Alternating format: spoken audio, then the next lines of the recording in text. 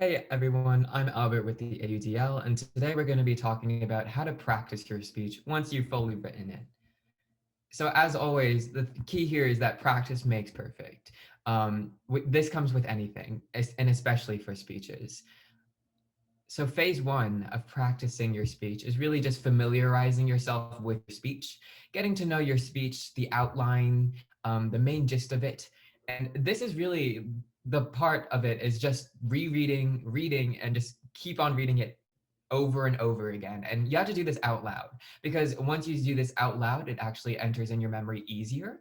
And so you're going to remember what you're saying more. And so something that I find that was helpful for me when I had to familiarize myself with my speeches was that I quizzed myself while I read. I was like, okay, what was the claim in that last paragraph? Did I have any evidence that I needed to quote directly? Did I need any dates or who was the author? And did I have any direct quotations? Because those sorts of things you have to memorize more directly, that you have to quote them more directly, and thus you have to take more time on them. And that means you have to read them, reread them, and reread them again because practicing does make it perfect. Overall, once you familiarize yourself with your speech, this allows you to control your speech, which is being able to modify the pacing and the content during your speech.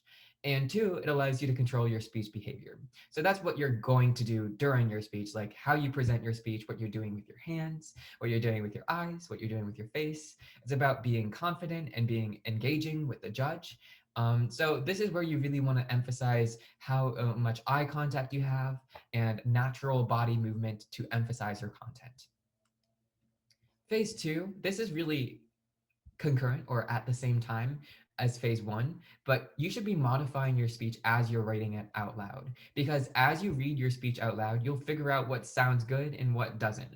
A lot of times when I write myself a speech, I'll write this sentence that's real pretty and it looks real nice on paper. But when I read it out loud, it just sounds, it might be a run on, it might just sound real clunky, a word just might not fit in that scenario out loud. And so as you read, you'll figure out what sounds good and what sounds not good. That's where you start marking up your speech with fixes. And those fixes can include, you can put in more punctuation, you can put in for pauses, and you can put in time markings. So if you have a 3-minute speech, what I like to do with time markings was just mark what is my 1 minute mark? I'll put 1 minute right there. What is my 2 minute mark? I'll put 2 minutes right there. And since I had those time markings, I would have a general knowledge of how fast my speech was and where I was in my speech.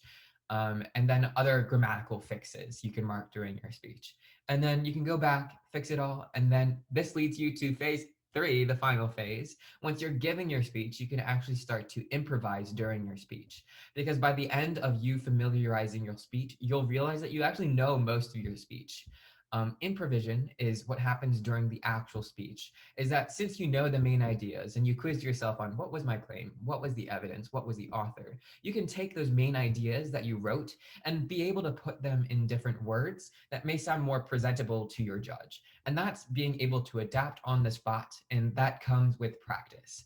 So the main key thing here is just keep reading out loud and do it over and over again. Good luck with your practice, everyone.